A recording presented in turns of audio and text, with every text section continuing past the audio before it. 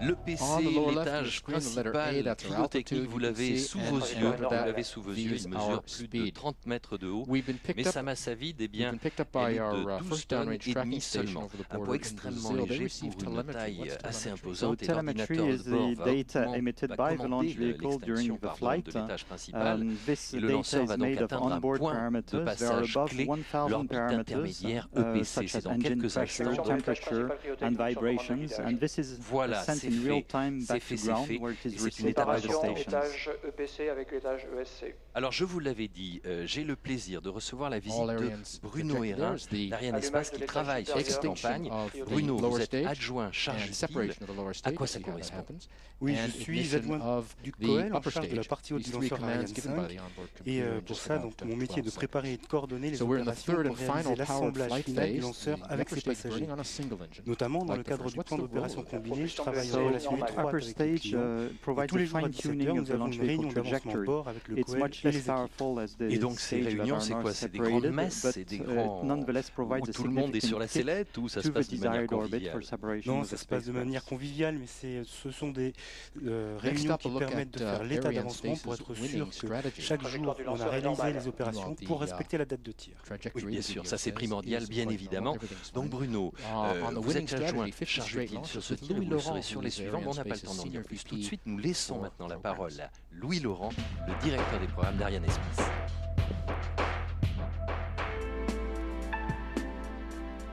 Ces 50 lancements réussis d'affilée, c'est d'abord une grande source de satisfaction et de fierté, parce qu'on fait un métier difficile et on opère des systèmes très complexes.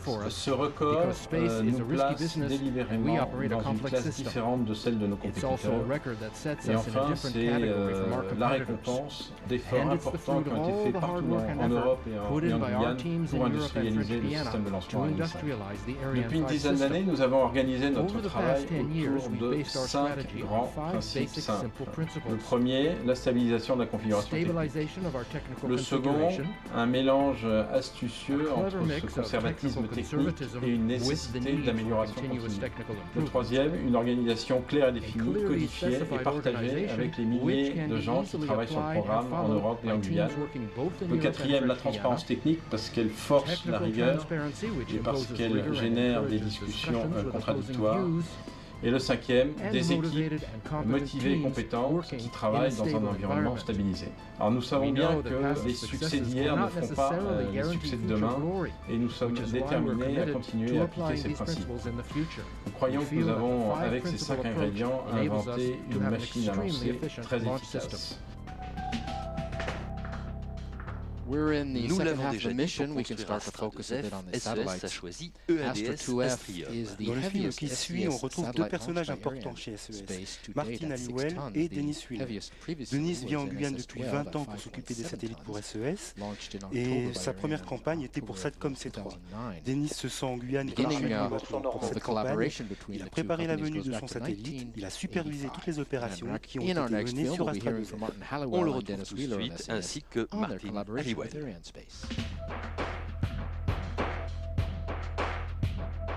When constructing a satellite, SES collaborates closely with its carefully selected partners, like Astrium of France. Every stage of the construction of a satellite requires an incredibly high level of care and precision, because once the satellite is in space, there's no way to repair it if something goes wrong.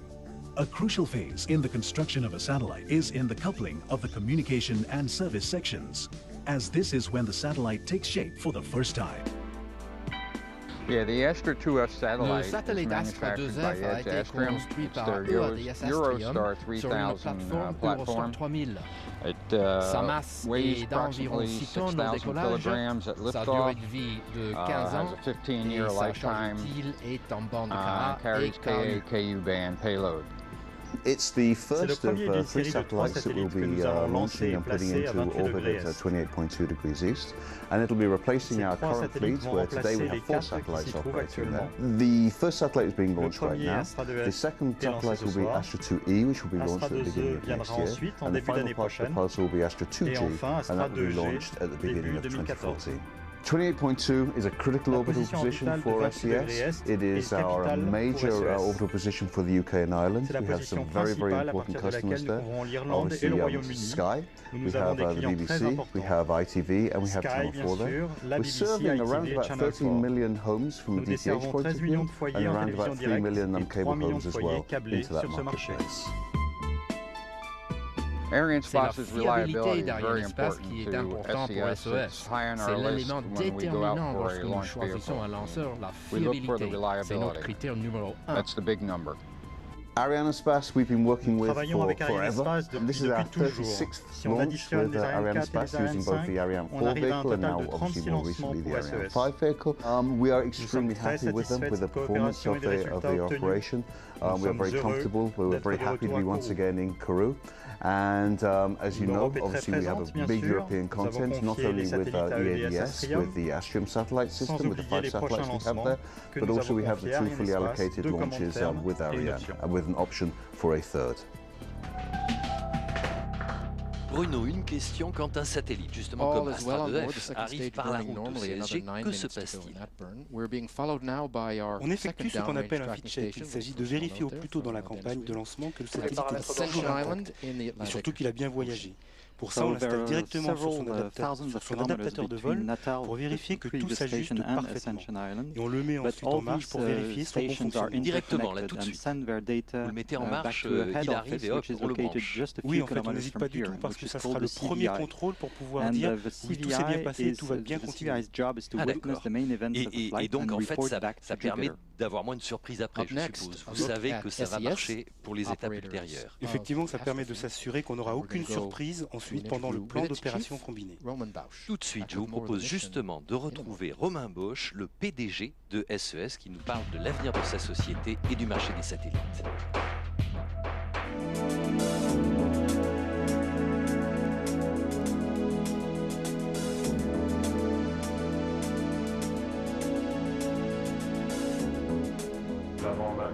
We now have a fleet of 51 satellites, 52 with this launch. Renewing our existing fleet will require roughly 3 or 4 new satellites per year, 3 or 4 launches per year. This means there will be a continuous need for launch services, not counting the growth we envisage.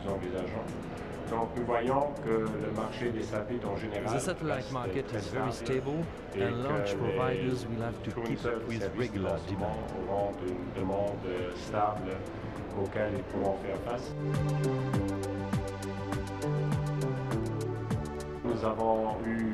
We have had 35 launches using Ariane 4 and Ariane 5, and tonight's launch, Astra 2F, is our 36th satellite. We are building another 5 satellites which will be launched in 2013-2014. Our long-term launch contract with Arianespace will enable some of these satellites to be launched on an Ariane launcher, Arianespace being one of the 2 main launch operators that we use.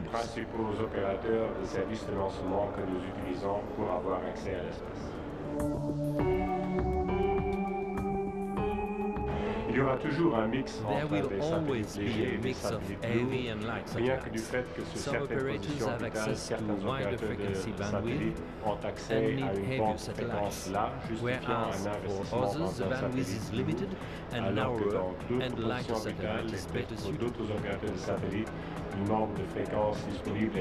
There is also new technology being developed in electric propulsion, and soon it will be possible to have lighter satellites with the same power as their heavier counterparts. Donc il faut qu'un lanceur de la nouvelle génération New generation launchers will have to adapt to these requirements and cover the full range of satellite operator needs. I think that having a modular launcher will be the best solution, one able to service both heavy and light satellites in a competitive environment. C'est maintenant la station de Libreville au Gabon qui relaie ses paramètres de vol à Arianesat. Les paramètres sont normaux, la voilà. est normale. Eh bien, tout va bien, vous l'avez entendu, vous avez entendu le DDO. Nos clients, eh bien, on peut dire qu'ils ont bien raison de faire confiance. Par la station de Libreville, voilà, vous étiez même en avance parce que nous, on a des dons d'extra-lucidité. Alors, on va dire que Ariane 5 compte maintenant 50 succès d'affilée, Bruno, et que c'est un record qui place Ariane 5 vraiment dans une catégorie de lanceurs superstars du secteur spatial. Alors, je voulais savoir, est-ce que ça fait plaisir de travailler pour le numéro 1 dans son secteur? Oui, effectivement, c'est extrêmement motivant de travailler pour le leader du marché. On sait qu'on va se retrouver dans un environnement extrêmement stimulant et on va travailler avec les meilleurs. Oui, donc effectivement, c'est un nom qui brille et qui attire la société Arianespace. Mais tout de suite, on retrouve nos amis indiens. C'est un film avec la chef de mission satellite. La charge utile du satellite GSAT-10 est constituée de 30 transpondeurs de télécommunications, 12 en bande KU, 12 en bande C standard et 6 en bande C étendue. Mais il y a aussi une charge utile d'aide à la navigation GPS appelée Gagan. Les services que nous allons offrir grâce à ce satellite sur le territoire indien sont la télévision directe en bande KU, ainsi que des applications VSAT et de la télévision. Nous faisons toute confiance à Arianespace. Notre coopération ne date d'ailleurs pas d'hier, puisque GSAT-10 est, je crois, le 15e satellite qu'Arianespace lance pour nous depuis Kourou.